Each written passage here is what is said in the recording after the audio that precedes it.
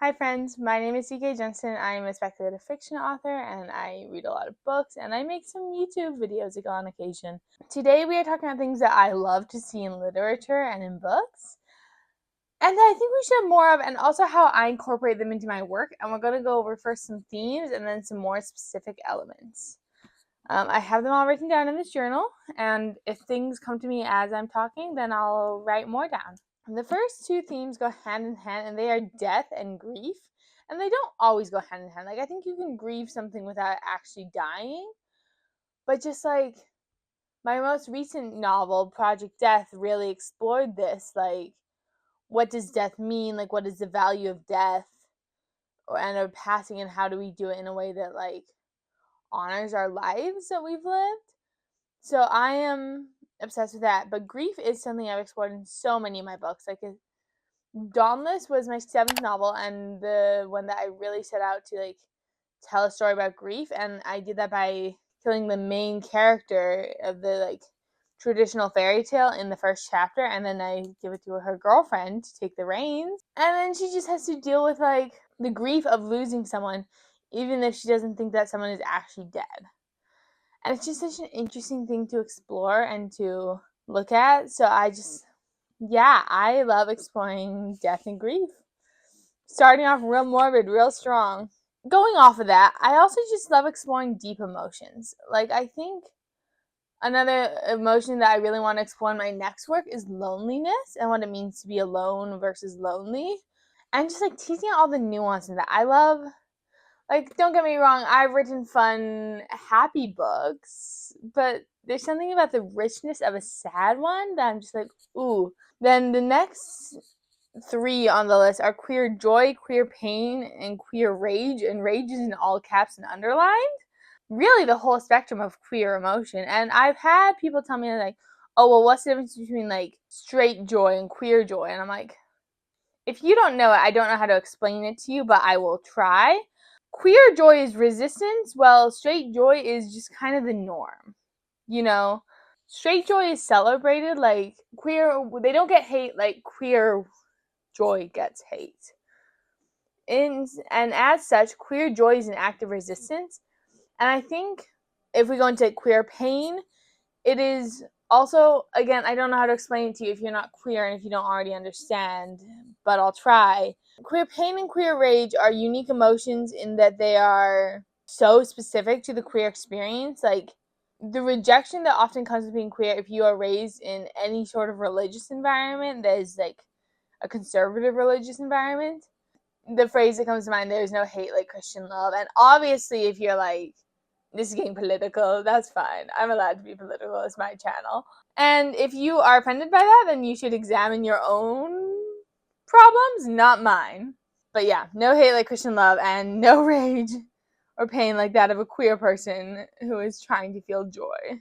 I'm also really into, like, reinvention and revival, very, like, Frankenstein, which is very much on my mind. I've not seen the new Guillermo del Toro's Frankenstein. I'm honestly a little scared too. I think his work is just overall a little bit more violent than what I like to watch. Guillermo del Toro's Pinocchio was a little bit too violent for me for frame of reference. But, like, reinventing yourself, bringing, like, dead people back to life, necromancy, which is something on the specific element list.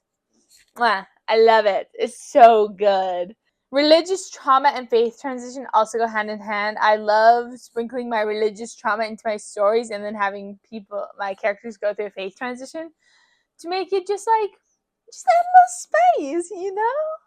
Like, my 10th novel, Heretics, was all about this. Like, it's about a bounty hunter for the big techno church. And then she falls in love with the angel of the fallen god, who's magic. And magic and technology do not mix in this world. And she has to, like, go through this whole journey of who am I and what matters to me. And if that's not exactly what I went through when I went through, like, my faith transition, I don't know what to tell you. I think literature and writing is such a great vehicle and a vessel for us to put our own trauma and emotions and experiences into, and then you can, like, explore them in a way that is maybe a little detached and removed, but because that you can explore it more objectively and you can like really dig into it without like necessarily hurting yourself so much. It's so good. Then finally, the inner lives of creative people. Like, I think one book that does this really well is I'll Give You the Sun by Jandy Nelson, and I haven't read it in a couple years, but I know I read it twice.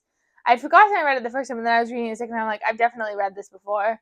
And I looked back at my reading log, and I had in fact read it before. I'll Give You the Sun, like, it just had all these different, like, people trying to create art, and, like, kind of the struggle of that, and, like, trying to make art that has meaning, and I think all art inherently has meaning. Oh, the Spirit Fair. Oh my god, what is it? As I say, art has inherent meaning. It made me think of Gustav from Spirit Fair, which Spirit Fair is one of my very favorite video games.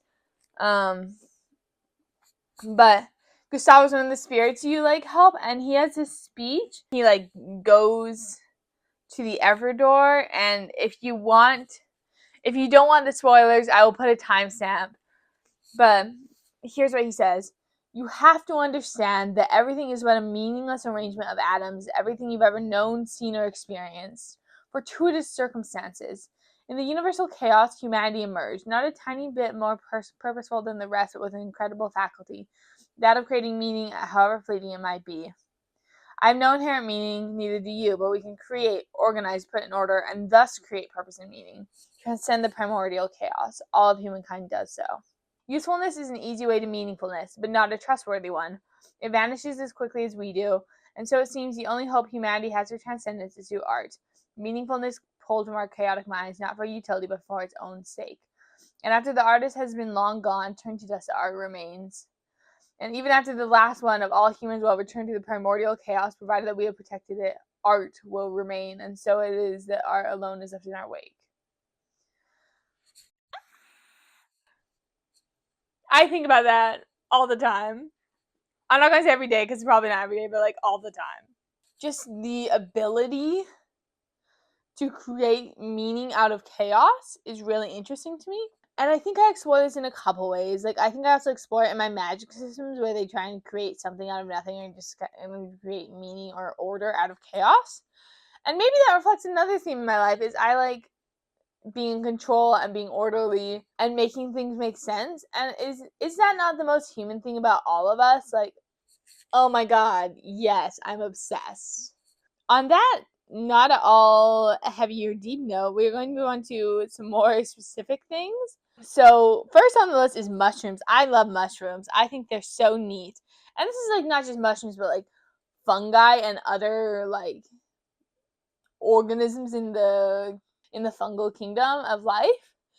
Because like they're so weird. Like, this was like one of my focuses. Like, this is what I wrote my biology capstone paper on in university, is the evolution of poisonous mushrooms.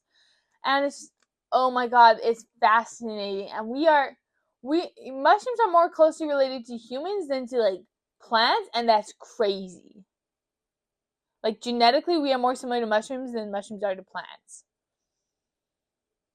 If that doesn't mess up with your brain, I don't know what will. I also really like tarot. I've been really into tarot for a couple of years, and I would love to do like a tarot novel, and I don't know what it is yet, but like tarot. I've been really into it. You've seen it in my videos. I really like exploring oracles. Like, I just think someone with the power to like prophets and oracles, they're a little bit different. There's a text post about this, and I wonder if I can find it and put it on the screen. Prophets are like called of God, and oracles have like this power thrust upon them.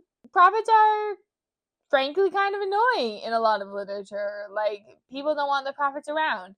Oracles, people go seek out. Like, they live in like their gift is a burden, and so they try to sequester themselves away because like, I know these terrible things, but people like seek them out.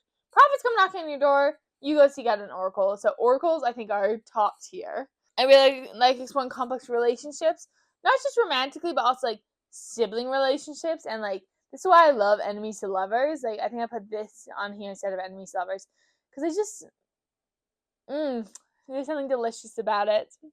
You get it, or if you don't, you don't. But I think you get it. Generally, I like fantasy and sci-fi settings. I really like plants, and with plants, I'll put along with that eco-fantasy.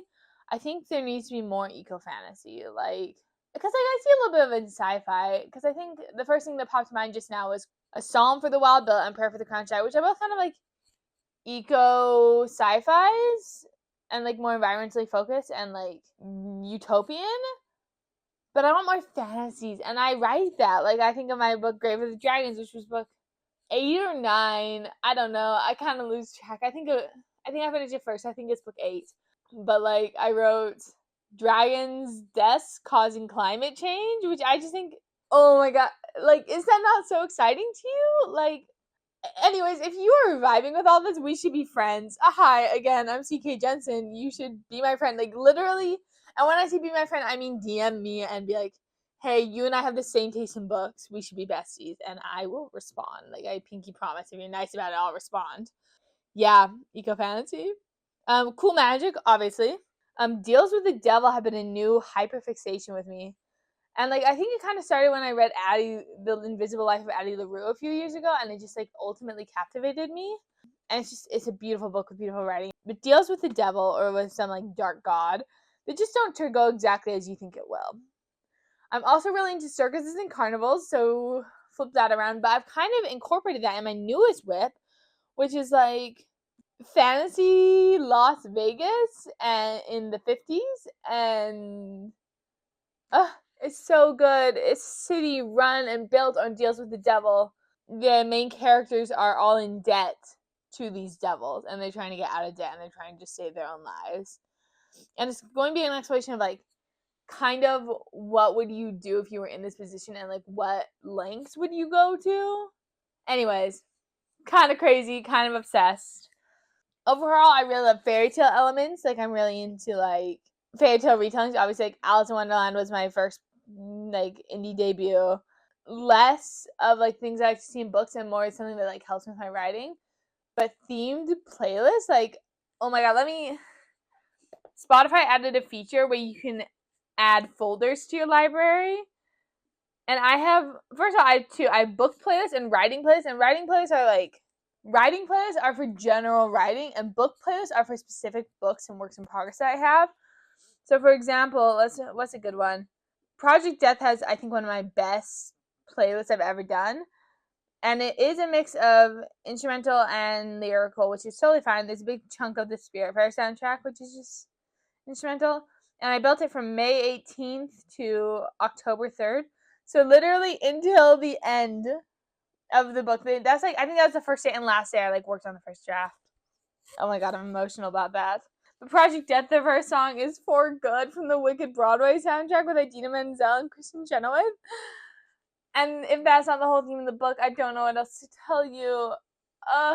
Theme playlist. And let me know if you'd be interested in seeing like a video about what specifically inspires each whip. I've been like thinking about doing that, and I think it'll be really fun. Anyways, that's my whole list. Yeah, I am so excited about this. Anyways, I'm just yapping. If you enjoyed this video, give it a like, comment below what you really like to see in books, and maybe even how you're incorporating it in your own work.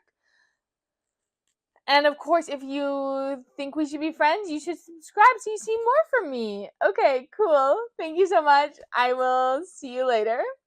Bye.